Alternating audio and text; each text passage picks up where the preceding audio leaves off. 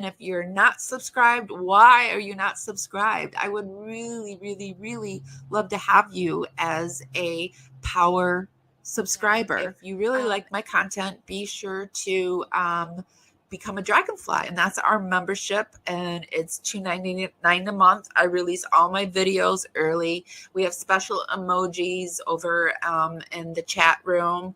I kind of share things ahead of time with my dragonflies, and I go live sometimes just for the dragonflies. It's a way that I can support you guys and give you more content, and it's a way for you to support our channel. It's $2.99 a month, and I would love to have you. Hi guys, welcome to Parawomenradio. I'm Amy. Meet Ezra McCandless, the self-proclaimed woke hipster girlfriend straight out of Hades. She decided to permanently silence her boyfriend's best friend because he spilled the beans about their BDSM affair. Ezra, the eternal victim who conveniently played with gender norms when it suited her, had to make sure her narrative was heard. I can't help but draw parallels between Ezra and Gypsy Rose Blanchard, and both seem to have a knack for hypersexuality. It's like a big red button that just screams drama. Tonight, we're diving into Ezra's police interrogation because, let's face it, who doesn't love a good interrogation? I'm going to roll some credits while we wait for the rest of the power crew to roll in. Day 4 of LIVEmas was just the warm-up where we introduced this crazy cat, but now we're getting into on day 6 of LIVEmas on Parawomenradio. It's like a countdown to Christmas, but with the side of true crime. So, enjoy. Welcome to Parawomenradio. I'm Amy. Carefully strumming his old guitar again. Words rolling out into our fire. If heaven had wings, I would steal them and fly away with you for a while. Hearing the essence of gratitude, your dreamy little smile on my lips. I miss my cue, but baby, I had you. Miss my cue, but I had you for that day. Here in the blue, I'm falling deep into you.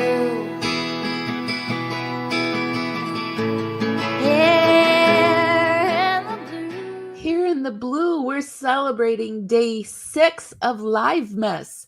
We are doing a live a day leading up to Christmas. Today, we are revisiting the Ezra McCandless case. We introduced her just a few days ago. I want to say a huge thank you to my moderator, Laura Lynn, for giving me the super sticker. I love you right back. And all of your support means the world to me. I see Chris C., my other moderator, is here tonight. Jazzy Heavenly won't be able to make it here, so she will be missed. All right, guys. So we're going to talk about Ezra today, and we're going to look at her interrogation. So I thought that we would just kind of break her case down, sort of like what we did with the Boone case, Sarah Boone, where, we just kind of talk about the case, and then another day we talk about the interrogation, and then another day we'll talk about the trial, and then we'll do the outcome.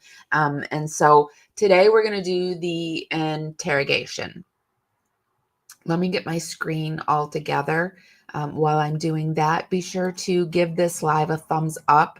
Helps us dance out into the algorithm party out there.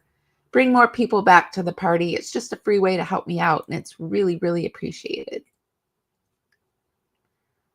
Yeah, did you finally get everything all settled, Laura? I know it was Monday. Wow, time is today, this week flew by. Probably not for you, but it flew by for me. LIVEmas is flying by, actually. But hopefully you got all settled and into your new space. Moving is hard. It's really hard for me. All right.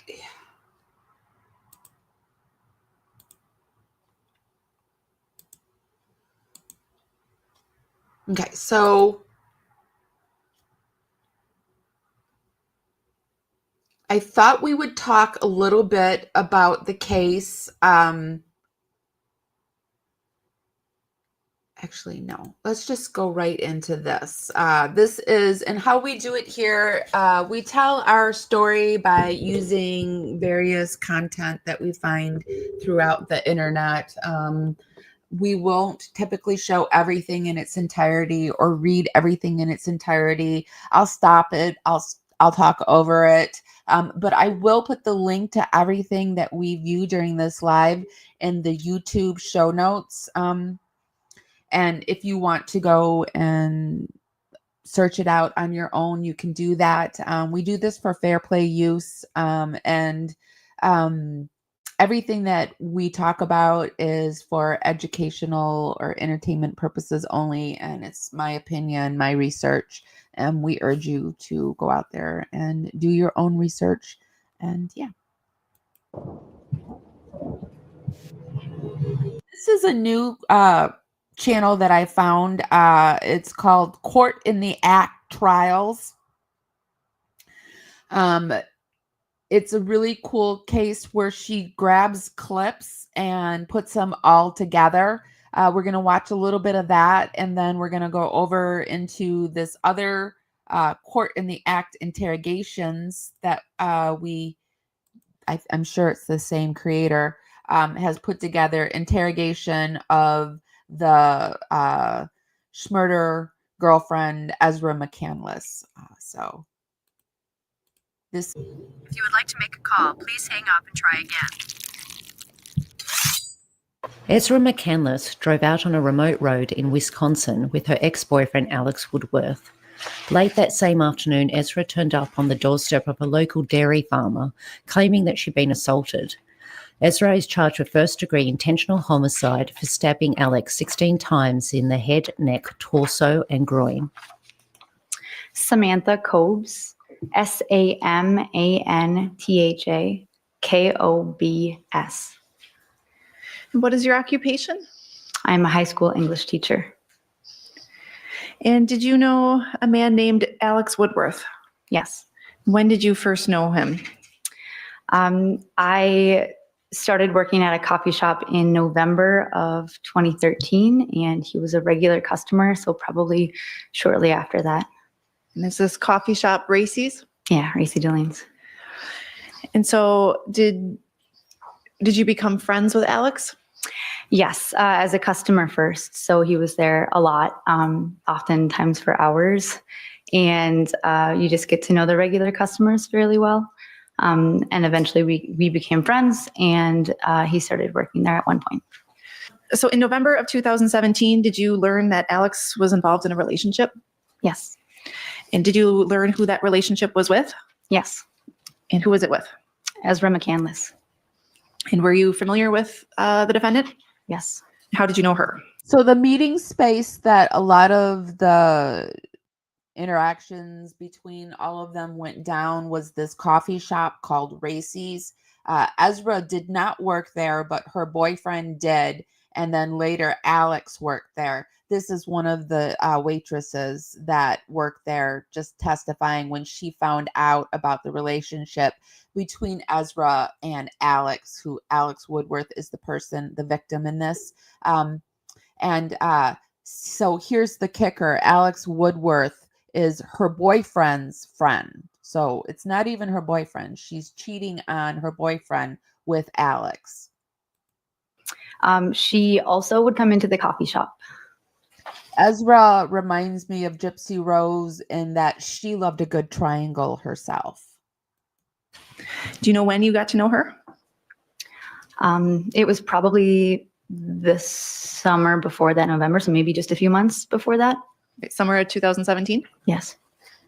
And actually, simultaneously, I'd received a message from Ezra on Facebook asking if she could come and look at the apartment because I'd made a public post saying that I had a room to fill. So when I was texting Alex about the apartment, I also told him that Ezra had reached out and was showing interest as well. Up to that time, I didn't know that anything had happened between them, but he asked if I could not mention him because they'd had a falling out the day before, which would have been February 24th. Did you also learn that there was a potential sexual assault investigation pertaining to the defendant and John Hansen? Yes. No, Roy, I think this sounds like a foundational question. Were you aware that the defendant and John Hansen had some sort of relations? Objection, no foundation. Okay, so John Hansen is her boyfriend's other best friend who she had an affair with. And to get out of the fact that she was caught in that relationship, she accused that man of SAing her. Yes, she did. This witness does not have a foundation to testify. Well, Her awareness is not based upon personal knowledge. It is based upon gossip or hearsay. all right. Well, I guess let's start that way. Let's go back. Foundation, any person. And I can move on. Did you ask Alex something about the defendant and her relationship with John Hansen? Objection, hearsay. Sustained. That's her statement. So what did you say to Alex regarding a sexual assault investigation? Objection. What did you say to Alex without any background or explanation? What did you say to him? I said, do you think she's going to also accuse you of sexual assault? And how was Alex's demeanor when you made that statement? He said he didn't know, but he wasn't worried about it because he had months worth of text messages to prove that it was a consensual relationship. It's Christopher, Kristopher. Last name's O'Neill, O''Neill. And how are you employed, sir? I'm a police officer of the city of Eau Claire. How long have you been employed with the city of Eau Claire? 22 and a half years. I'm currently assigned to the patrol division as a road patrol officer. And did you have that same assignment on March 22nd of 2018? Yes, I did. Were you working on that day? Yes, I was. And were you dispatched at some point in time that day shortly after the lunch hour for any incidents? Yes, I was sent to a welfare check person case. If you recall. I don't know the exact time, but it was shortly after noon. All right. And when you arrived at the... So this is one of those unique cases where the police were called before she did what she did to him. So it kind of reminds me of Gabby Petito, where, maybe this could have been prevented if the police had taken action when domestic had been called and, they had pulled him over. Well, Ezra had went over to Alex's house. She told her boyfriend it was for closure. Her boyfriend became very worried about this. We covered this on our intro to this, so I will link that so that if you want to look at the intro, he showed up to the house, didn't go in the house, but called the police. The police came, and this is the officer that showed up and kind of surveyed the scene. Everything looked fine, and sent them on their way. But we know that everything was not fine, and that Ezra had completely other ideas on how she was going to handle this. And here's a little bit of the 911 call after this had happened. She did what she did, and she walked around for, I think, like 2 or 3 hours or something like that, to make sure that Alex was no longer alive, and then tried to pretend like she didn't know where the car was. So I think it took him like a few weeks to find Alex, or maybe a week. I don't know. Took him some time to find Alex in the car. There was proof that she had tried to drag him outside of the car through the window, but couldn't seem to do that. So she just kind of left him hanging half in, half out the car. and she showed up at this farmer's house, and this is the farmer's 911 call. 22nd, 2018. A strange call to 911 was received. County 911, what's the address of the emergency? This is Don Sipple calling, and I have a young lady that just came to my house, and somebody attacked her, and she needs a doctor. Her clothes are all torn, And what is the address you're located at? E7614, 430th Avenue. Okay. And is she injured? Yeah, she's injured. Her mouth is kind of got some blood around it, and her clothes are all torn. Okay. And she's by herself? She's by herself. She walked to my house here just recently. Okay. And can you ask her what her name is? Just on a second. Okay. What's your name, ma'am? What? You don't know? She's in kind of bad shape. She doesn't know her name. Okay. Let me put you on hold. Do not hang up. I'm going to start some help, okay? Sure. The voices that you are hearing in this phone call belong to an elderly farmer named Don Sipple and a 20-year-old woman named Ezra McCandless. As alluded to during the call, Don had just discovered a distraught Ezra covered in mud, blood, and bruises strolling onto his farm property, which is positioned almost directly between Menominee and Eau Claire, Wisconsin. After receiving the call, officers were promptly dispatched to Don's address. When they arrived, they encountered the same distraught young lady, but she did seem to be slightly improving. When officers asked her what exactly happened, Ezra told them that all she could currently remember was that an ex-boyfriend named Alex had attacked her. Moments later, she was at Don's farm. Where are all you hurt from right now? Everywhere? Ezra was then transported to the local hospital. On her way, she repeatedly requested that officers contact a man named Jason Mangle for her. She stated that this was another ex-boyfriend who she would like by her side during this whole ordeal. While some officers waited alongside Ezra, other officers were dispatched to search the area surrounding Don's farm for any sign of Alex. They also tried to phone Alex, check his residence, and contact his parents. Alex was nowhere in sight. Because of this, officers decided to question Ezra even more while she was at the hospital. At first, she was too emotional to answer any questions, but she eventually regained her composure. I don't know. I'm trying so hard in my head, trying to get things to come in, but it's just like it keeps getting blocked out and blocked out. Ezra kept up this story for the rest of the evening and into the next morning. Basically, she continued to state that she only had glimpses of memories going through her mind. These glimpses were of Alex attacking her. She stuck to these claims until later that morning, when officers returned to the location surrounding Don Sipple's property. They passed by another property that was gated, that appeared to have footprints leading quite a ways down a dirt path. The officers decided to step out of their vehicle and walk down this dirt path. They then discovered Alex's body hanging partially out of Ezra's car, covered in blood and stab marks. Within moments of observing the body, officers knew that this story was going to get messy. As Ezra lay in the hospital, officers... Oh, I was wrong. It was only 2 days. I must have got the 2 weeks from hearing that it was 2 days. Sorry about that, guys. Officers do some research into both Alex and Ezra's history. So, before we go any further, we need to go back about 10 months earlier. Ezra McCandless met a man named Jason Mangle. Okay.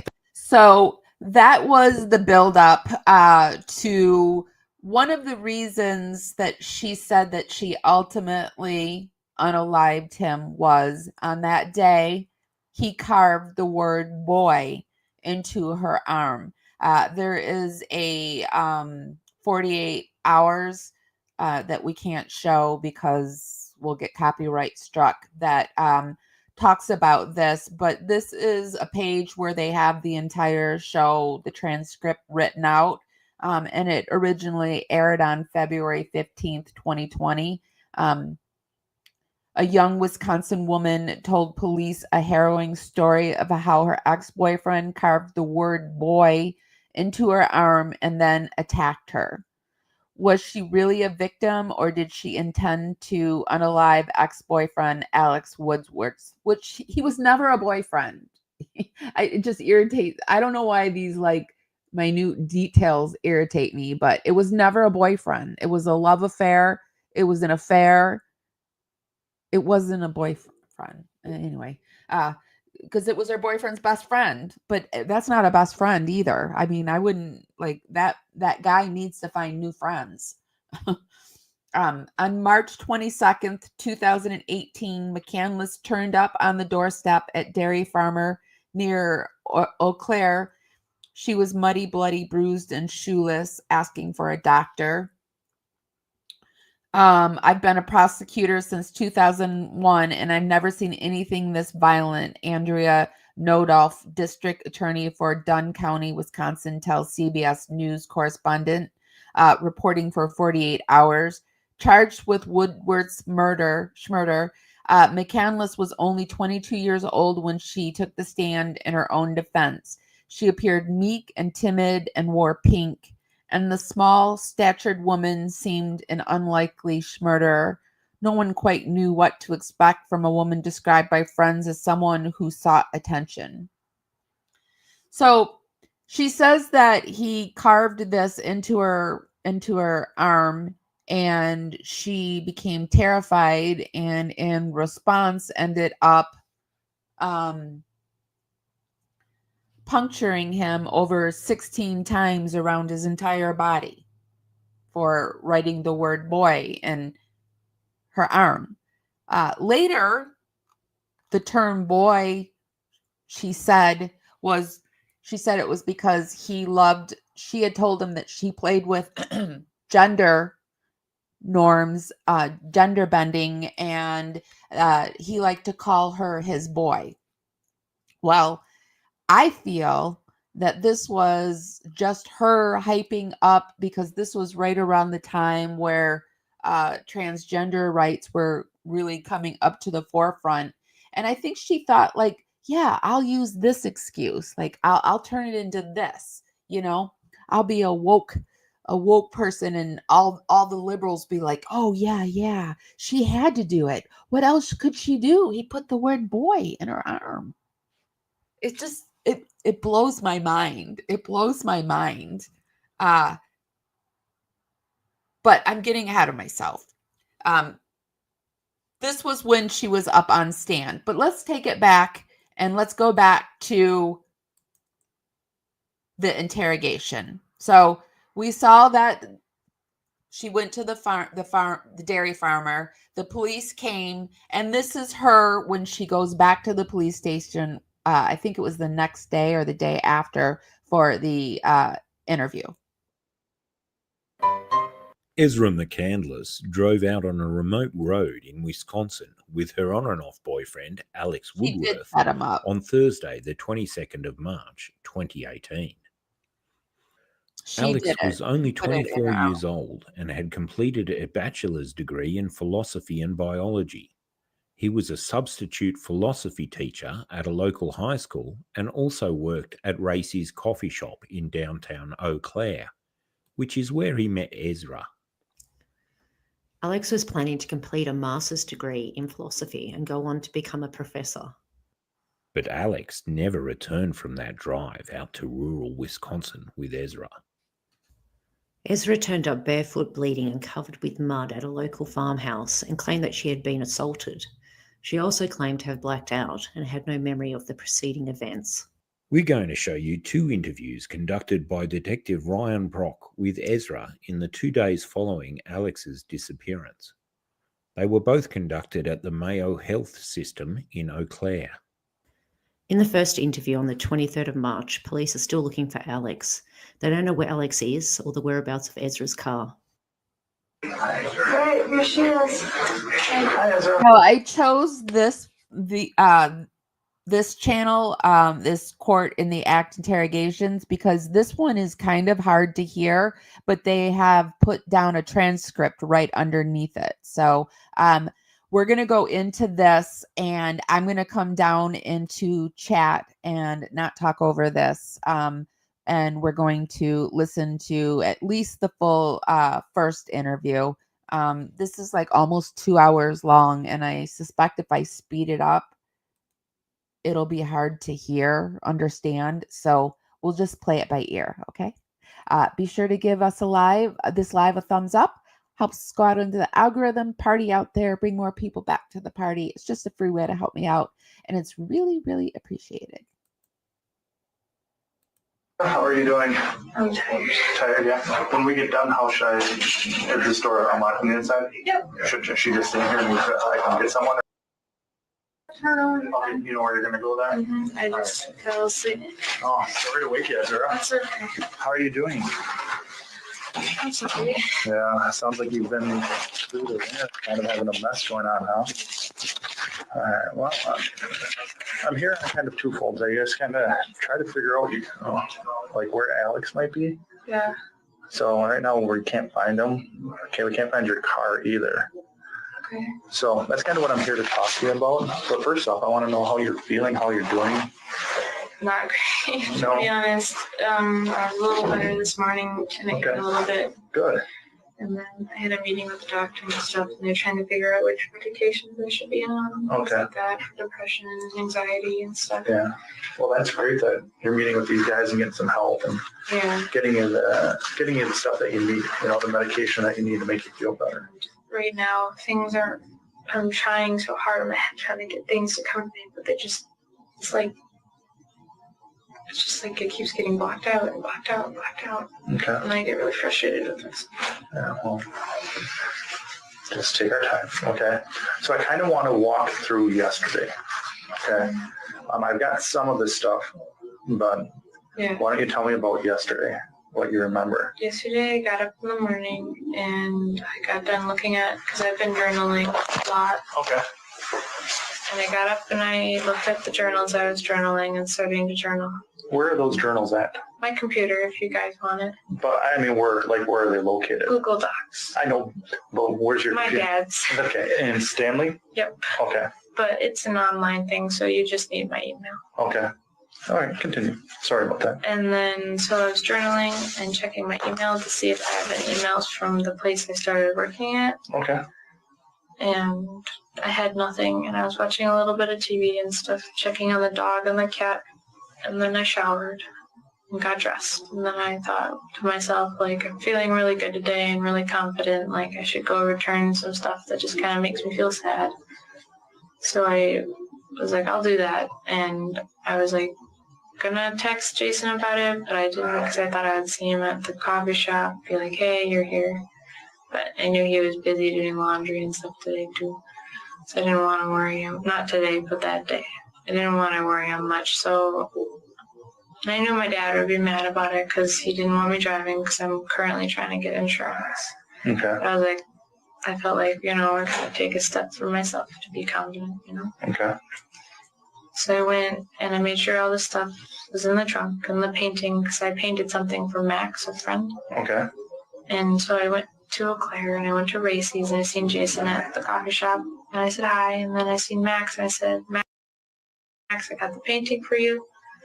So me and Max went to my car and then we went to his house quickly to go. He went and got me 2 paintings and I gave him my painting. Okay. And then we went back to Racy's and Jason was gone and I didn't know, so I just decided since he's not there, I'll just go finish the rest of my day because I want to be home before 5 because I had to watch Dane, my dad's, I think his fiance now. Okay. His son. He's a really good kid. Okay. I see him when I work at the school. Okay. And I went to town and I was just feeling really good and positive and stuff. Okay. And I went to town and I got the stuff from the trunk and I waited for Alex to get dressed and ready for the day so that he could come downstairs and grab his stuff. And then he suggested we talk for a little while and I said, okay, I can talk for a while because your roommate's home, Mm-hmm. Then we weren't alone. Okay. I think his name's Dave. Okay. Dave was there. So we talked about kind of just life and how I've been feeling and situation we went through and stuff like that. We just kind of talked and he seemed kind of iffy about it. He seemed pretty upset still that I've been talking to Jason and stuff. But I told him, like, this is how I feel and stuff like that. Okay. Then he wanted to talk some more because Jason's shown up, and I understand his concern because of course he's concerned and stuff, and he's just on edge lately too. It's been really hard for everybody. Okay. And then we were talking, and then Alex suggested we go somewhere to talk, and I said, okay, that seems okay. Okay. So, So continue. And then after that, we were talking stuff, and I was like, I really want to go to like a park and stuff, and I just remember he keep saying that, and then after that, my brain just starts to like. So, all right, so you're at his house talking. He's decided to go someplace to talk. Where did you end up going? I suggested we go to Owen Park, and I don't know if we actually went there or not, because I remember going to Owen Park, but I don't know if I actually got to Owen Park or not. That's a scary thing, because I remember the frog, but I don't know if that's from the other day or from... Okay. What time of day do you think you would have been at Owen Park? I don't know when I was there. I remember leaving the house around, I think it was 10 when I left the house to my dad's house. I think it was 10. Okay. Okay. So did you guys leave Alex's house shortly after the cops came and checked in on you guys? Yep, because I talked to the officer and said I was feeling fine and stuff, and he said everything seemed fine. Okay. So then you left, and what vehicle did you leave in? It's my car. Okay.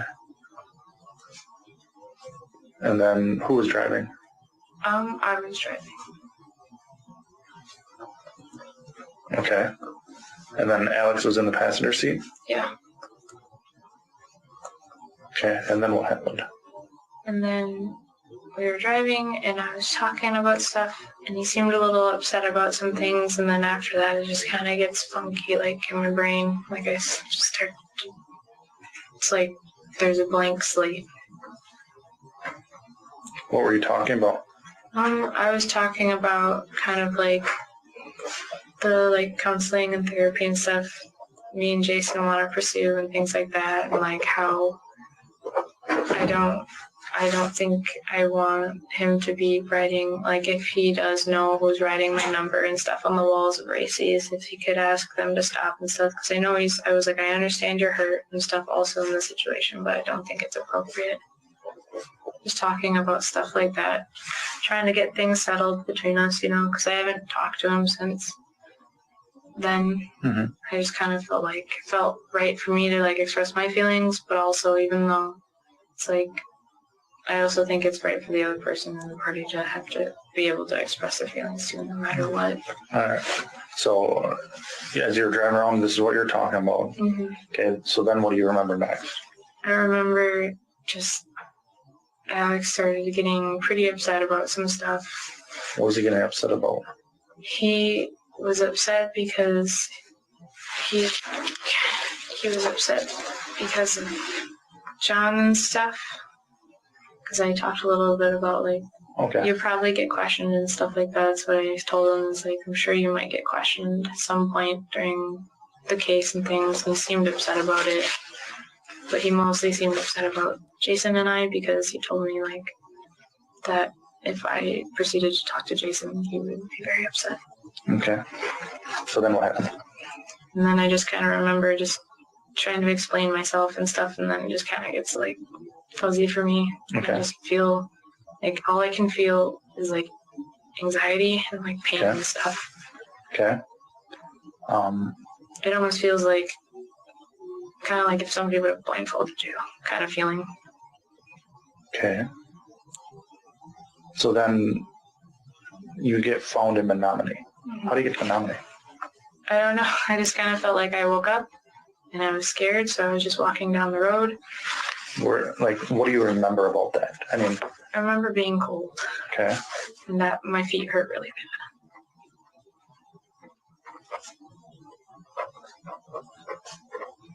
How about your car? What do you remember about your car, where it was left? I don't remember much about that at all, actually. I just remember being really cold. And just kind of like, it's kind of like the feeling of, like, you don't know what's happening, and you're scared and you just need to keep walking and walking and running, and I don't know. I felt kind of like a scared animal. I don't know how to describe it. How long do you think you were walking before someone found you? I really don't know. It's very, I keep trying to think about it, and it feels like it just doesn't happen. Like I try to think about it, and all I can feel is just the feelings, and not like seeing. Okay. You guys you were located in, do you have friends, or does Alex have friends in that area? Dunn County, Menominee? I recognize the guy's name. Who? The last name of the gentleman that helped me. I don't remember his face, but I recognize his. I don't remember the last name either, but I remember thinking to myself when I was sitting there that his last name sounded familiar. Was this nighttime or daytime that this all happened? It was daytime. Daytime? I think it was in the afternoon. Hold it here. I got the report. Just so we can make sure we're... Do you have his name in there? Mm-mm.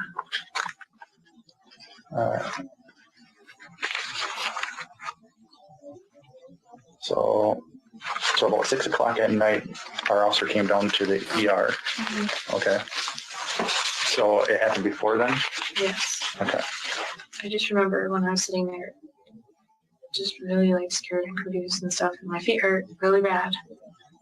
But so between the time of, let's see, the officers leaving your place and 6 o'clock, you don't remember what went? No, not really, no. I just remember being really scared. Okay.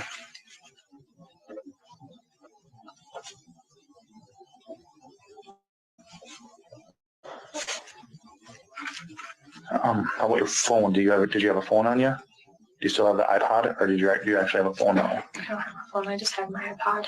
Okay. Was that with you? Yeah. Were you texting or talking to anyone? No. I don't know where it is right now. Okay. Did you have it when you were found by Dunn County? They looked in it to try to figure out where I was, because I kept telling them that I kept saying my old name for some reason. So I know I'm Ezra, but for some reason I kept telling them I was Monica Carl. It was my old name before when I was adopted. Okay. How old were you when you were adopted? I was pretty young. Okay. And then you changed your name to Ezra? Mm-hmm. Or did your adopted parents change it? I changed my name to Ezra about 3 years ago. Okay. Just felt right. You know, kind of wanted to feel like I had my own identity and stuff. Okay. So you get picked up by someone, and then what happens? By who? In Menominee. I just remember sitting in a chair at the old man's house. Okay. And then he called the ambulance and stuff. And then they took me to the hospital, and I've been here since then. I had to get exams and stuff done and all my clothes. Okay.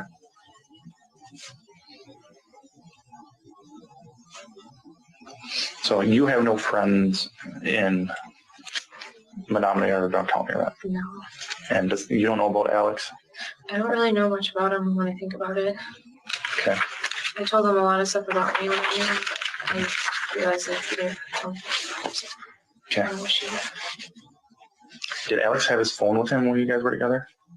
I don't know, maybe. I know that it might be at his house because he uses it as an alarm.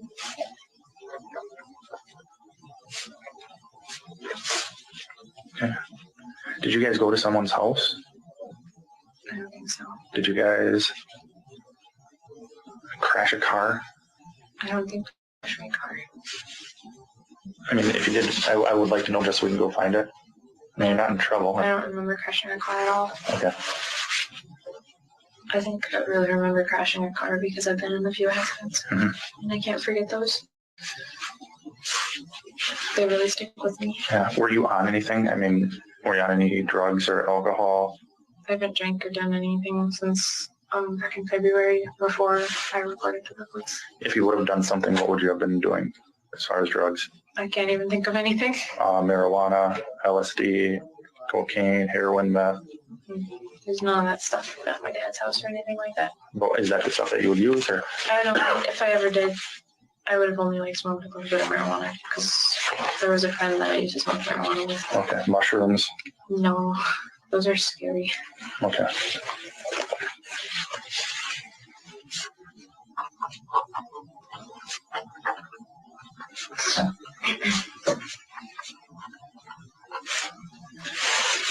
there's anything else that I would need to know, what else would I need to know? I mean, how would I find Alex? I don't know. Did he talk about wanting to harm himself ever? Did he talk about wanting to harm you? He's in the past talked about harming himself a lot. Okay. Like, what does he say? He would talk about how that he would get upset because I didn't like him fully the way he liked me, and that it made him sad enough to want to hurt himself, and he actually did cut his wrist once. And it really scared me. And so I had Jason help him out because he's a medic. Mm-hmm.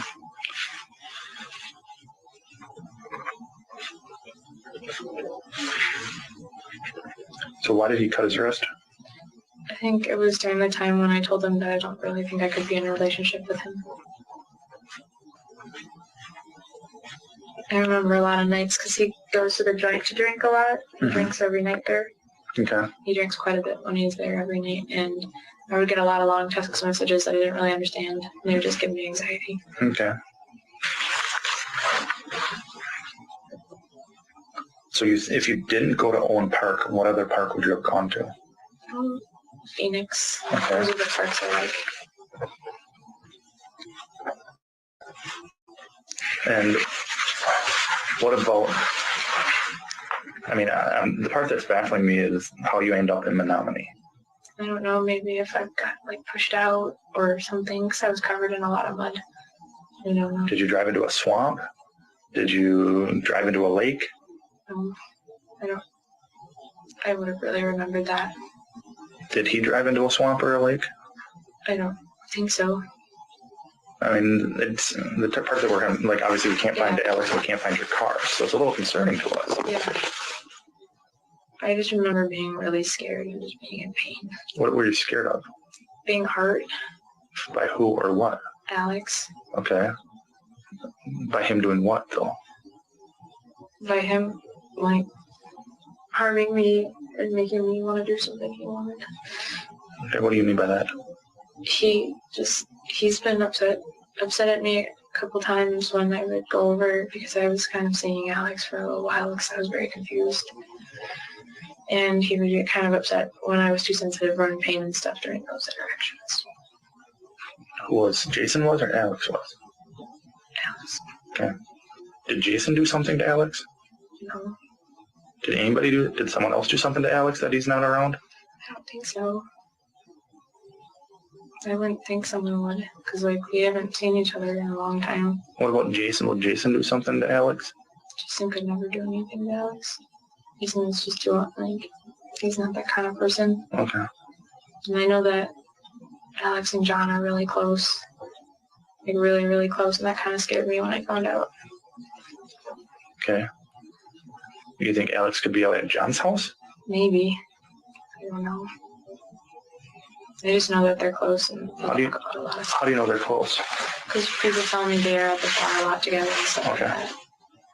And a long time ago, Alex told me that John and him kind of wanted to start experimenting and stuff like that. Okay. And I was just kind of confused about it. Okay. But is there any parks in Menominee that you would go to? I don't know anything in Menominee. How about in Dunn County? I'm not familiar. I'm only familiar with, I don't know where that is or what part that is near Okay. or anything. I only know, places around here and in Stanley and Chippewa, and then, in Minnesota, Stillwater. Did you travel over to Stillwater yesterday? No. I wouldn't go there because there's not really much there this time of year. Okay. How about your car? Does it have a GPS or anything in it? Anything that helps track it? It's just an old car. How about a Garmin, those Garmin GPSs that you can type in addresses? I don't know, because I think I gave it back to my mom. Okay, but at one time it did, but you don't think it does anymore? Mm-hmm. Okay. It's just really fuzzy for me right now, and I want to try to figure it out. The doctor's really bad, because I don't like the feeling of just not knowing what's going on. Yeah, well, you're in a good place. I hope you try to figure that out, because I would like to know what went on, too. Me too. Right now your car's missing and Alex is missing, and I have no idea if he took it and went someplace, or if you crashed, or if he dropped you off and left you on the side of the road and took off with your car. I don't know. Yeah. And that's something that we kind of would like to know. Do you know how much gas was in your car? I just filled it up recently. And then I had my wallet and like a couple 20s and stuff in there. Did he have his wallet with him, do you know? I don't know. Okay. I just know I had quite a bit of cash in there because I usually try to keep my wallet like in my car and stuff. Mm-hmm. It's pretty safe in my car. Yeah. You mentioned something about all your stuff's on Google Docs. Mm-hmm. Hold on one second. Excuse me. Hello? Hi. No, this is Ryan. Yes. Yes. Yes. Yep. Okay.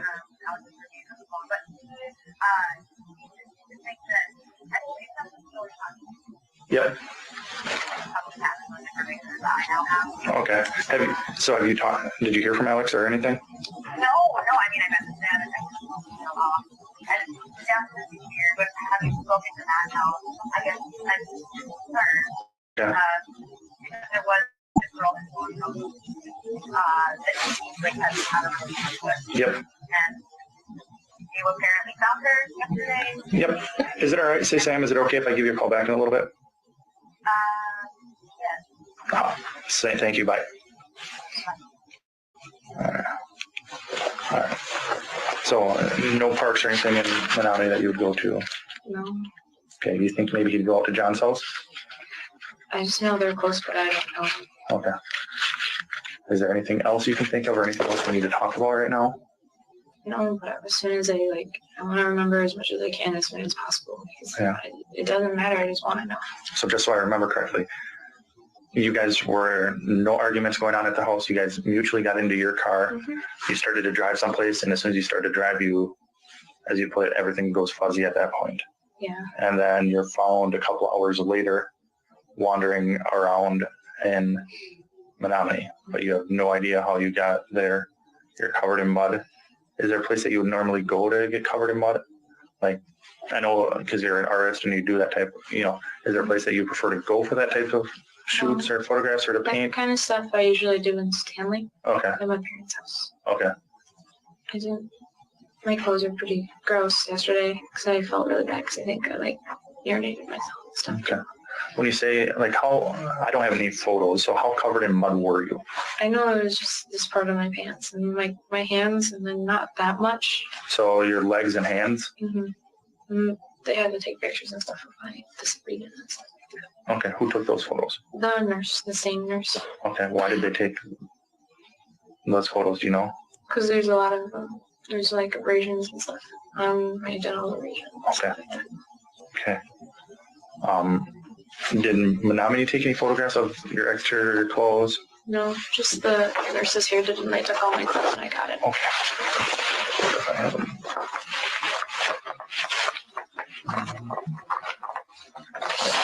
So this is called a medical relief form. I think you filled one of these out before, if I'm not mistaken, correct?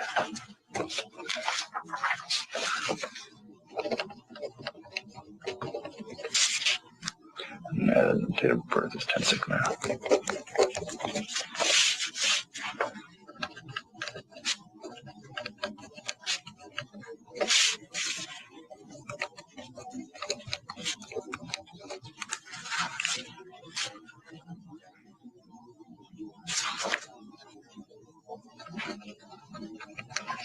If you want my information for the Google thing, I know it too. Yep, I will.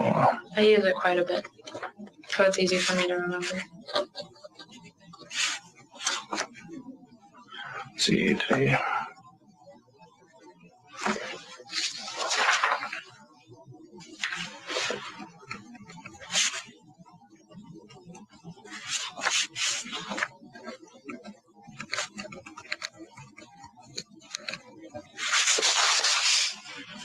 I don't know what time it is, but I can't really see very far because I don't have my glasses.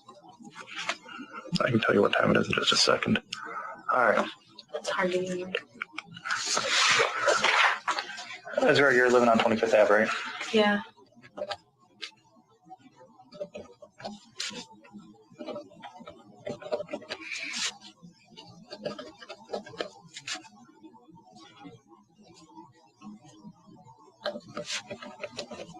All right. So once again, this is just allowing me to get your medical reports and the doctor's notes and everything for everything that happened.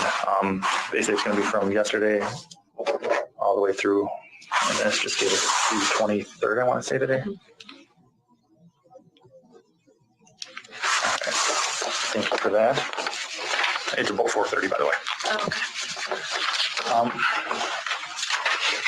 So anything else you can think of right now, or anything else where you might be able to think of, this is where my car is, or this is how my car got there, or anything along those lines? Not right now, but I think I really want to talk to whatever therapist they're going to have come in and stuff to see if they can help me do it. Okay. I will leave my card at the front desk, or have them put in your property. If you think of something, give me a call and I'll come talk to you. Or if you think of, hey, this is where the car might be, give me a call and we can maybe try to find it that way. Yeah. All right. Is there anything else you can think of? Not right now. I'm sorry. No, that's fine. Like I said, the big thing is I want to find Alex and make sure he's okay. I'm sure that's probably something you want to do, is make sure he's okay. Yeah. So, I mean, like I said, if you crash or if you're going to put the car in the ditch, we just need to know you're not in trouble. Yeah. I wouldn't think I'd be in trouble. But, I mean, if you did that, we just need to know so we can go and make sure he's okay. Or if it's stolen or something like that. Yeah, I mean. It doesn't have insurance or anything. Correct. But you don't think you don't remember driving into the ditch or driving off the road? No, I would have remembered that because I've been in accidents, and every time that's happened, I can't forget it at all. Okay. So you don't remember the time from getting into the car until you're sitting in the old man's house? You have no idea what happened in between then? No, I just felt scared. And you have no idea how you got to where you got? No. Just my feet hurt and stuff, and I didn't know why. I was like, I didn't know what's going on. How long do you think you were walking? I don't know. Okay. All right. Do you have any idea what direction you came from or you were walking from? Do you remember turning at all off of anything? No, it was like a straight road. You just remember walking straight? Do you remember coming out of a ditch up there? No. I just remember, I remember my hand hurt because of the pavement and I fell down. Okay. So I remember falling down and then getting up and then just walking straight. Yeah. You never came off the side of the road. You never turned off the road. Never climbed out of the ditch. You just went straight. Okay. All right. Well, like I said, I'll leave my card up at the desk for you. If I can think of anything else, I'll come back and talk to you. Is that okay? Yeah. All right. But do your best to try to think of stuff, okay? This is Ezra with Jason Mengel. Jason is a National Guard medic and former boyfriend of Ezra's. Jason was concerned with Ezra's erratic behaviour and called the police to perform a welfare check. This was only hours before she drove off with Alex. The police found Ezra at Alex's house and, after speaking to both of them, found nothing of concern and left them to it. This next interview is on Saturday, 24th of March. It starts with Ezra being questioned about the visit to Alex she made on the day of his disappearance and attempts to retrace the events of that day. In the second interview, on the 24th of March, the police have now found Ezra's abandoned car stuck in the dirt with Alex's dead body hanging out the back seat. Alex had been stabbed 16 times in the head, neck, torso and groin. At the start of this interview, Ezra is unaware that the police had discovered anything. All right. So you said you were bringing stuff back. What kind of stuff were you bringing? A heating pad. Okay. And I had like a few just like small things like a bookmark and stuff like that. Okay. Who was the heating pad for? For Alex, because he gave it to me a while ago. I just didn't want it anymore. Okay. Because I didn't need it. Okay. And a bookmark? It was like because he gave me a lot of like small like bookmarks and stuff like that.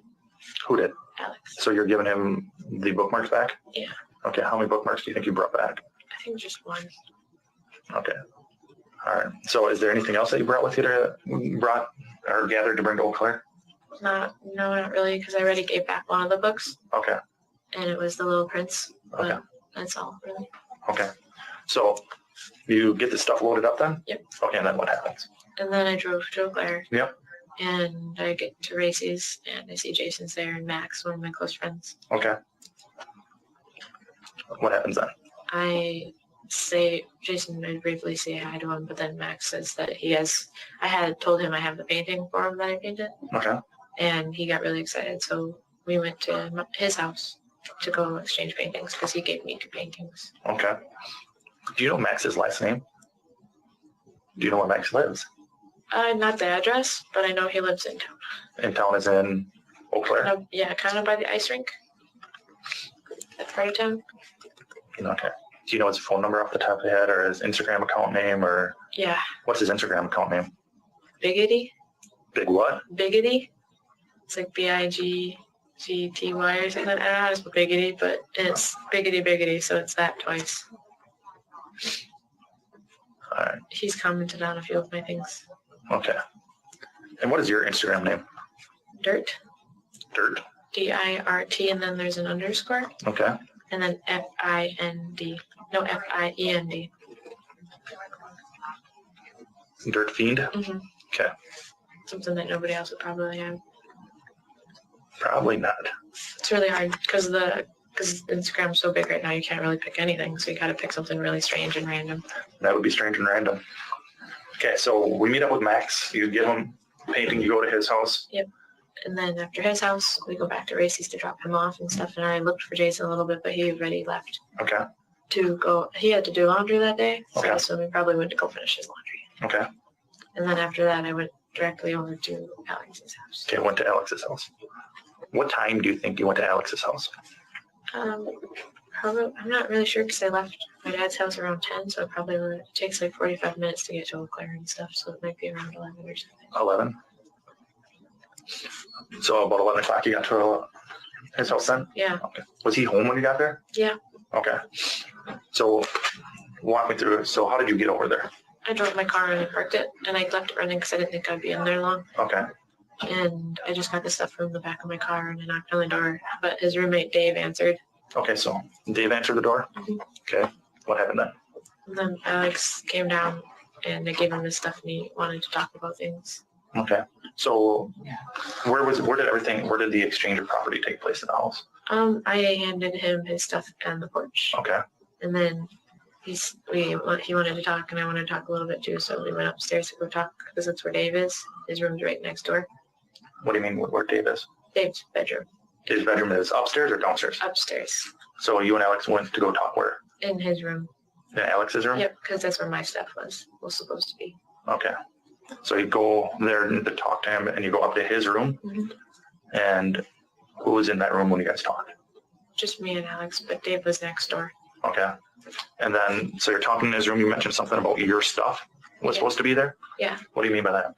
I had a yellow cup and like a blue hat and stuff that he had there. Okay. And he was just looking around for it and stuff while I was talking. Okay. So you're in Alex's room talking. What were you guys talking about? I was talking about like, I wanted to tell him like you probably might have been questioned or going to get questioned a heads up about the stuff that happened between me and John and things like that. We were talking about that, and I was talking about kind of like my feelings about the situation and stuff like that. And then he was just talking kind of about it too. Okay, like tell us more about like the conversation. Like, how were you feeling, and how was he feeling? I was just feeling kind of like just a little sad because talking about it makes me kind of sad. Talking about the incident with John? Yeah. I'm just kind of talking about it and stuff like that, and talking about kind of like asking like if he would know who's writing my number and stuff on the walls at Racy's and crude things. And I was like, do you have any idea or anything? I'm just like wondering like what's going on there because I was just confused. Like, would you know who was doing it or like what's going on with that? What do you mean they're writing your number in crude things? People have been taking pictures of because someone, I guess there's been a lot of talk about me at the coffee shop there, and someone wrote my old number on the wall in the boys' bathroom and wrote a really bad word above it. What did they write? The F word and then me underneath. Okay. Well, that wasn't very nice of them. No.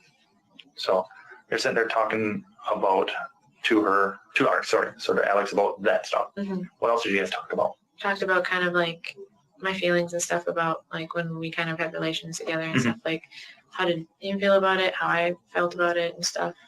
How did that go?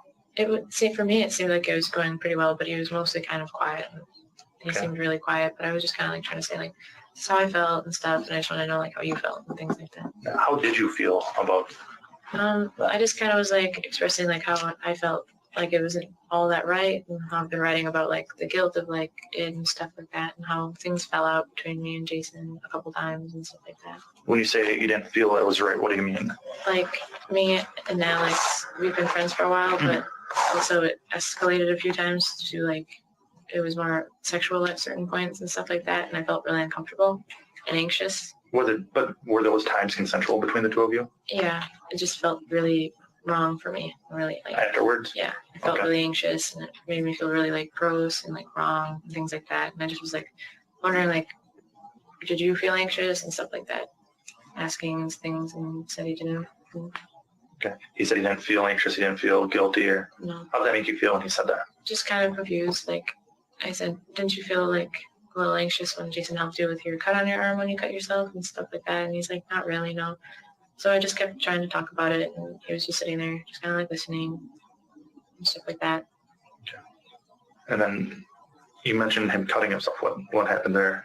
It was a while ago when he did it, but he was out drinking because he drinks a lot at night, and then he went home and he cut his wrist and stuff, and then he texted me about it, how he feels about it and stuff like that. He's talked about kind of like being overwhelmed a lot, and he talks about kind of like his kind of he didn't talk much about his past, but he said a few things about like he used to do like self-harm, and that he's been kind of violent towards some people, some kids and stuff when he was younger and things like that. And his parents. Did that kind of surprise you?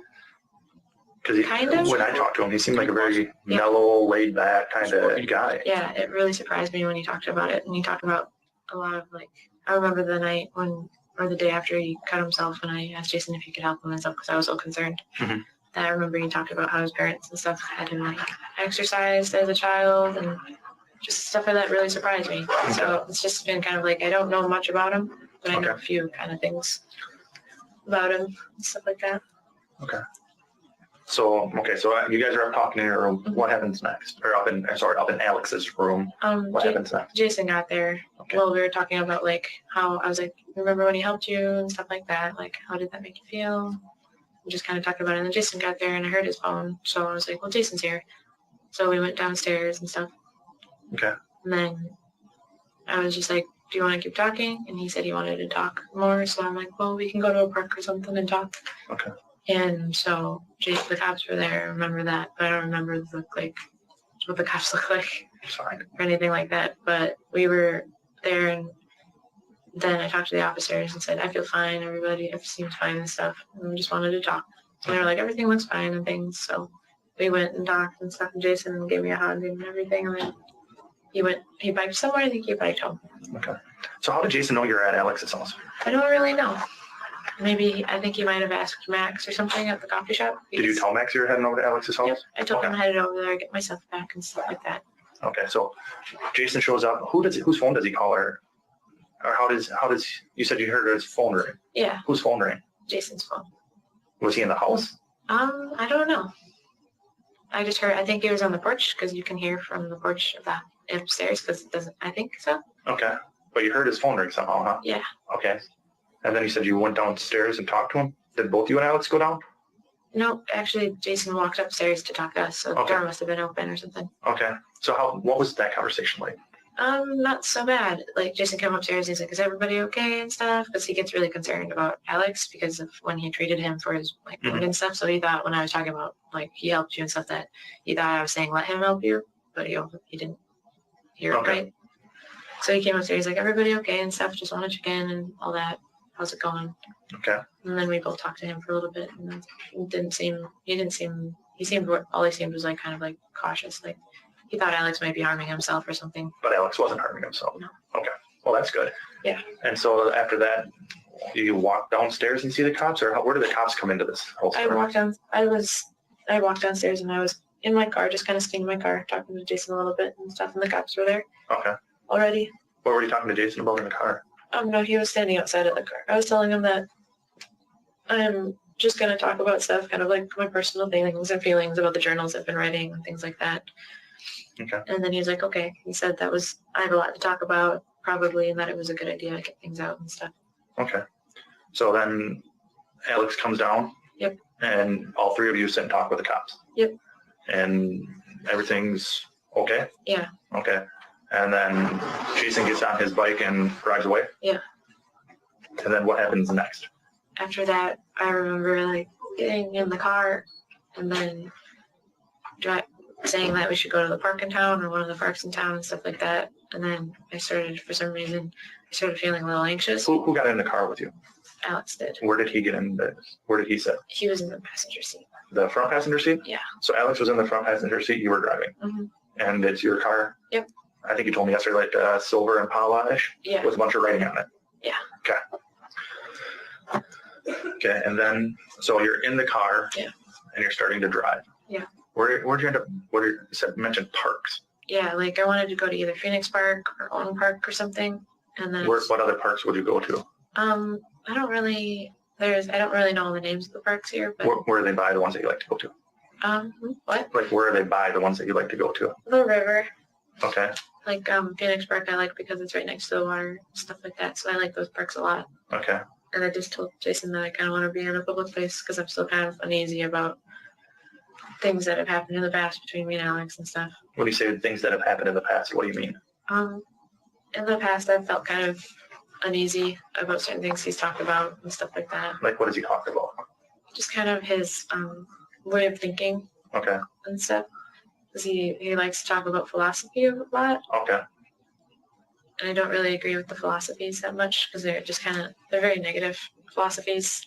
It's kind of like take as much as you want kind of philosophies and stuff like that. Okay. But he's never harmed you physically? No. Like never punched you, kicked you, hit you, or done anything physical along those lines towards you? He's only kind of held me once when I was uncomfortable. What do you mean, how held you? Kind of like this, kind of like if this was his arm, kind of like right here. Okay. Why was he doing that? Why was he putting his arm around your neck from behind?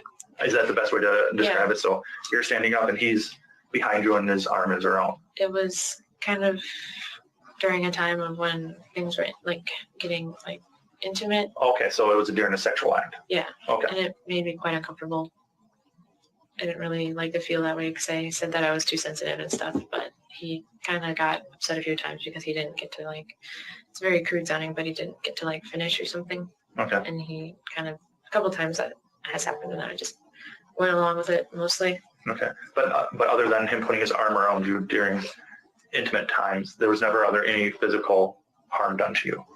No. He's never punched you, like I said, or kicked you, slapped you, bit you? Well, he has bit me once, but that was it. That was during the sexual acts as well? Yeah. Okay. It was too hard. Okay. So other than during sexual acts, yeah, there was nothing that constitutes like a physical fight or anything along those lines? No. Okay. So you get in the car and you start driving. Yeah. Okay. Walk me through which direction you drove. I remember driving. You drive you back up, and then you drive out of the driveway. Like you back up because that way is where trucks come from. I don't know. I think it's the right. Okay. That's where trucks come from. Trucks. Oh, I think it's the plumbing store. I think so. Okay. And then, so I drove out of the driveway. And I remember driving a little bit down the road, but then things started to get really, I started feeling more and more anxious being alone. And then it starts getting really fuzzy from there. Well, let's try to talk through that fuzzy. Okay. So you're driving towards, I believe it's going to be the west. Mm-hmm. Okay. So you're driving west towards and you come up to a stop sign. Yeah. Where did you go from there? From the stop sign, I kind of remember, I think I was going to make a loop around because I think it's a one-way. I don't know. Well, if you go right, you end up going up a hill. Yeah. Did you go up a hill? I don't really remember any hill. Okay, if you go left, it kind of takes you down towards the river, past the front of the hospital. Yeah. I don't really remember going up a hill. I just remember turning and then driving. Did you go over by Half Moon? I think so. I don't really remember, where I was going. Okay. So then you're driving, and so now we don't know where you're going. Yeah. Because of what happened there. I just started feeling really, really anxious for some reason. Like anxious and uncomfortable, you were saying? Yeah. How come you just didn't stop and park and get out? I thought I would just kind of work through it because sometimes I can work through, when I start feeling anxious, and I can just breathe and try to work through it. Okay. But it just started getting worse and worse and worse. Okay. What were you guys talking about during this drive? I was mostly talking about kind of my feelings in the journals I've been writing and asking questions also about their feelings and stuff like that. You said their feelings? Alex's feelings. So, okay, so you're driving, talking about Alex's feelings and your feelings and about your journal entries. Yeah. Okay. Because they're really important to me. Okay. So then so as you're driving, when do you stop, like in park? Do you stop and park someplace? I think I got out. I'm not sure because when I get anxious, I think I got out of the car. Okay. And whenever I get anxious, I don't like to drive or anything. So I feel like I remember just sitting there and just being anxious and being like, I don't really want to drive. Like, usually I try to have my friends drive me when I'm anxious. I've had my ex-boyfriend kind of drove me around for almost a whole year because I couldn't do it. Okay. So then you think you park and you get out and sit down? Yeah. Does Alex come sit by you? I don't think so. Where was Alex at this time? He wanted to help me out with driving and stuff.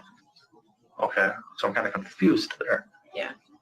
Trying to breathe through anxiety. Yeah. So is Alex driving you around at this time? When I got out of the car, I got in the car and then I got out of the car and then I got back in. I was still feeling really, really anxious and just wanted to talk. Okay. So I asked, I don't really want to drive anymore. Can you drive me? So I asked him about that. So I remember being like, I know that you know how to drive and stuff. So I had him get in the passenger. No, I'm in the passenger and I had him get in the driver's seat. So I could be like, can we still talk and go somewhere? Okay. But I don't think I should drive because sometimes I really can't drive. Okay. That's how I went off the highway once. All right. So then he's now driving you. Yes. Where are you guys headed towards now? I don't really know. I started getting that, for some reason my anxiety just kept getting worse and worse and worse and worse. And then I just started, I don't know, I got really tired and anxious. And I just remember just kind of being in the car for a little while. Then it just starts to go blank for me. Okay. And then what happens? I remember walking. Okay, tell me about that. I remember walking and trying to look for because I was looking for a car. Looking to see if there's any cars at any houses or anything. Okay. And then I walked up to the old man's house and I remember sitting down in the chair and stuff. Then I got here. Okay. So in one of my reports, there's it said something was carved in your arm? Yeah. What happened there? I remember being really nervous or something. Okay. And Alex kept using pronouns that weren't my pronouns. What do you mean?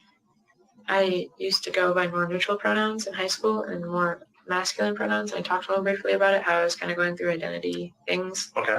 But now I go by her pronouns because that's how I feel comfortable. Okay. But he kept using my he pronouns because he preferred it. Okay. And he used to call me boy a lot and stuff like that.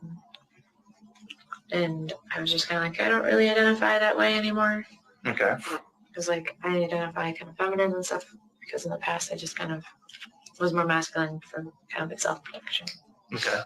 And so this injury, so what happened? How did this get, the way I described it is on one of your arms? Yeah. Something happened? Mm-hmm. What happened there? I remember that's when my anxiety got really bad is because I remember just kind of being really uncomfortable because I don't like it when people grab me. Okay.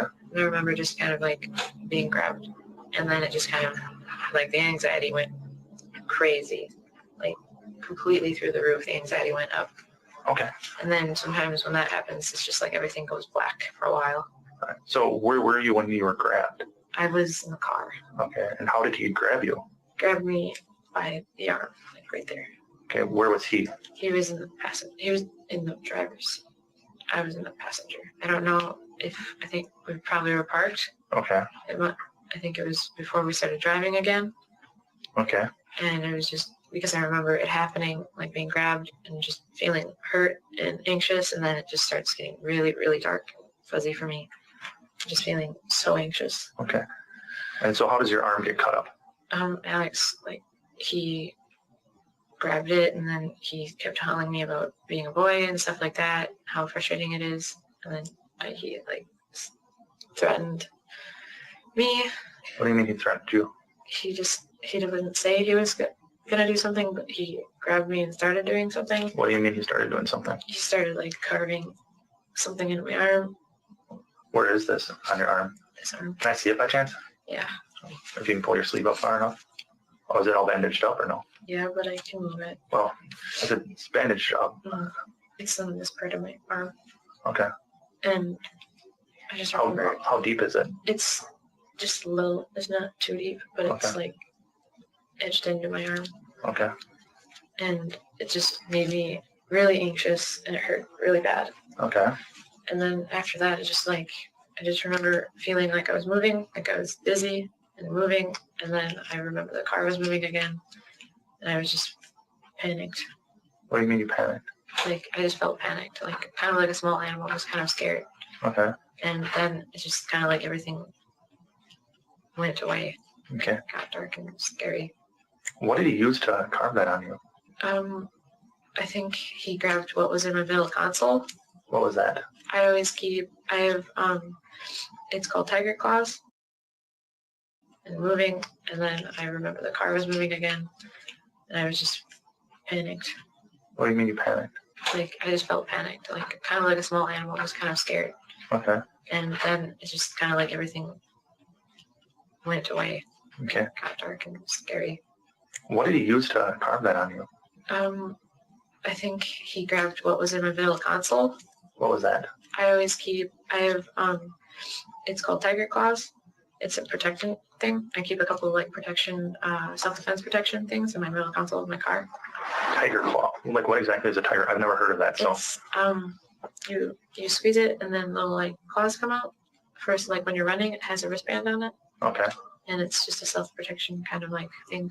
So if I'm picturing this, it's almost like a brass knuckle type thing that you squeeze and then multiple claws come out? Yeah. Okay. One of them sticks out a little farther than the other, but it's for like, my mom always has me carry a bunch of self-protection items and stuff in my car. Okay.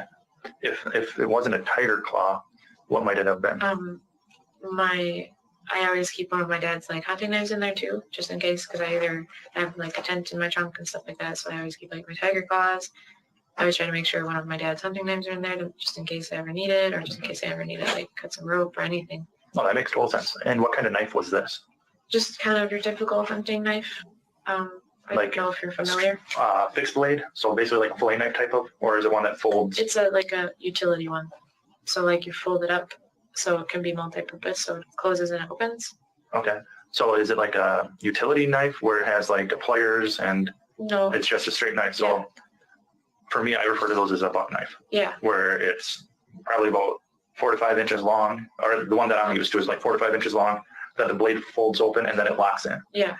And then the blade's anywhere from 3 to 5 inches long. Mm-hmm. And then you have to like push on the back of it a little button to release the blade. Yeah. Is that kind of what you're describing? My dad always gets us kids like a couple of them, or he always has a couple of them because we're all hunters and stuff like that. And what did this knife look like? I think it was black mostly. Okay. And how big a blade on it? Not too big, maybe like that big. How big? So you're holding your fingers About that big. about 3 inches? Yeah. 3.5, 4 inches? Mm-hmm. So that's how big a blade it had on it? Yeah, it wasn't very big though. Okay, sharp. Mm-hmm. Did you sharpen it? No. Did your dad sharpen it beforehand? I don't think so. Okay. I don't really know how to sharpen. Fair enough. So what else did you have in your car for protection? I always, in the back of my car, well, not really for protection, but I have a safety kit in there. Okay, what's in a safety kit? Like a bottle of water and like fire starting stuff and like bandages and stuff like that. Okay. And I always have a tent in my car and your typical kind of stuff. In my glove box, I kind of have like my work gloves because I work with my dad and stuff sometimes. What does your dad do that you work with him? He cuts trees down. Okay, I think you told me that before. Mm-hmm. So that's what's in your car for safety protection. Yeah. And what did Alex use? I think he used the hunting one because I seen him looking around at my console. Okay. Ouch. You okay? Yeah. I heard something pop. Mm-hmm. My shoulder's really sore. Okay. Why is your shoulder sore? I don't know. I've been sleeping funny, I think. Okay. How long has it been sore? Since like yesterday. It's been kind of sore. This one's a little more sore though for some reason. Okay. So you think he now used the hunting knife? Yeah, I think so. Okay, and where was he seated when he was, as you're putting a carve in your arm up? Well, because I was in the passenger seat, it's my left side. That's that would have been because he's in this seat and I'm in this seat. So he grabbed this arm because it was the closest one. Okay, so he grabbed this arm and held it. So if you're sitting in the passenger seat or I'm sitting in there, he grabs it like this and just holds it. So basically your arm is just straight. He doesn't bend your shoulder or your arm back at all? Only slightly, but I pulled, and that's why there's this long line down. Okay, can we see that by chance? Yeah. I mean, just kind of curious on how it looks, because... This way, right here is... Oh, yeah, I see the scratch. And then this one. Oh, yeah. So he wrote it, just so I have this right, it's on your left arm, on top of the forearm. Yeah. And he wrote it with the B is closest to your elbow joint, then the O, and then the Y with some scratches. Okay. And there's scratches down here too. And some other scratches there as well. There's a lot more scratches on my leg. Okay. You don't need to show us those, but we can talk about those. So you have scratches on your leg, you're saying? Yeah, they just hurt really bad. Like, what are those from?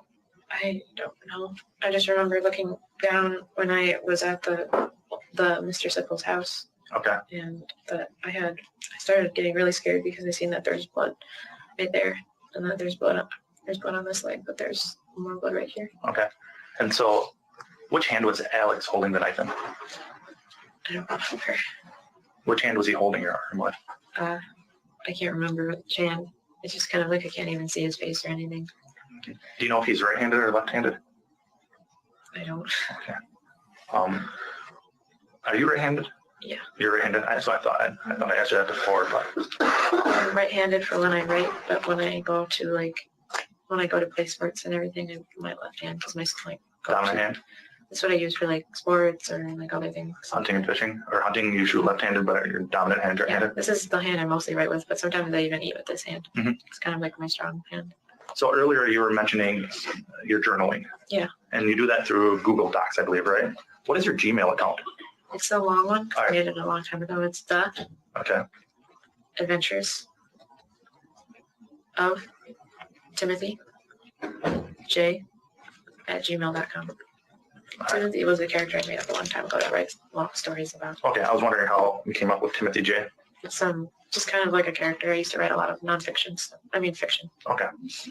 So and your Google Docs are all tied to that? Yep. Okay. Do you need the password? Do you have a password on it? Okay, what's a password? Oh gosh, now I have to think. Because I don't know how you guys have to access. I don't either. Well, we'll deal with that when you get out. We can maybe sit down and go over your diary stuff. So at some point he carves boy into your arm. And then when did that take place? That took place when we got in the car to go drive some more. Okay. And then, so then you don't know where you go. Who's driving at this point? Alex was driving. Okay. And I just started feeling really, really, really, really anxious. And sometimes when I'm really anxious, everything goes dark for a long time. Okay. And I've had an accident because of that in my car. Okay. And where was the knife now after he carved that into your arm? I think he put it in his pocket, or he kept it, or he had it by him. But I don't remember. Why? I don't know. I'm not sure. Okay. So then you go wherever, and then you come out and go to Mr. Sipple's house, or Don, as I've met him, he told me his name's Don, and he described you as covered in mud. How did you get covered in mud? I don't know. And where were your shoes? I was wearing my boots. What kind of, let's talk about that. What were you wearing? They're brown boots. They're like work boots, but they have, instead of laces, I had to use paracord. Okay. Because of one of my jobs. Okay. So you're wearing brown boots. What else were you wearing? I don't know if I was wearing socks or no. I wasn't wearing socks because I had my leggings on that day. Okay, so you're wearing. Okay, guys, we are actually going to stop it right here. And tomorrow's live, I have gotten word that Robert's not going to be able to join me tomorrow, so we'll just come right back and take it right back up where we're leaving off here on the interrogation. And then we'll go into the opening statements tomorrow. So we'll watch the rest of her interrogation and go into opening statements. Let me make sure that I have said everything I wanted to say tonight. Sunday, we're going to be doing a voodoo that Dee Dee Blanchard did so well on Gypsy Rose Blanchard with Dysfunctional Cutie from TikTok. So we get a little more soulful on Sundays, go down the paranormal road. So we're going to talk more on the voodoo that Dee Dee was doing, and maybe the voodoo that Dee Dee, or that the voodoo that Gypsy does on Ken now.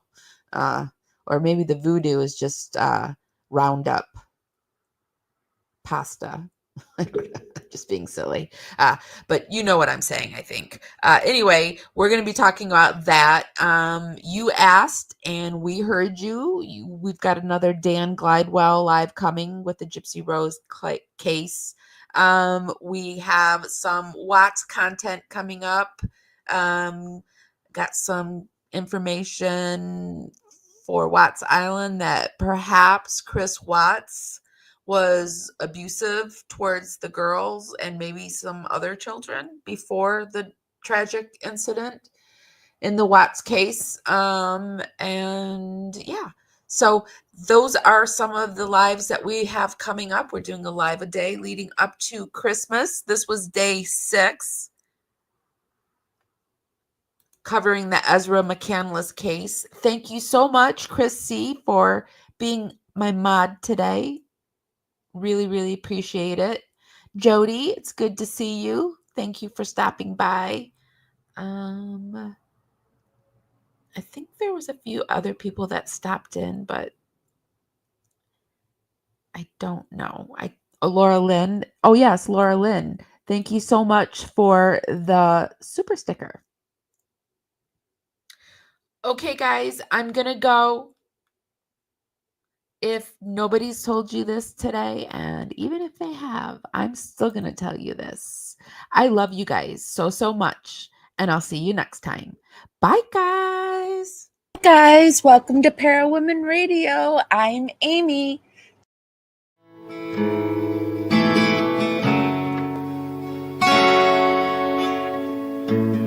Carefully strumming this old guitar, words rolling out into the fire. Never asked why my heart burned blue. Here in the haze where you inspire me. Here in the darkness I hear my cue. Time to find some solitude. Here where my soul bleeds openly, deep in the heart of sin and you. Here in the blue, I'm falling deep into you. Here in the blue, I'm dancing with you tonight, and it feels fine.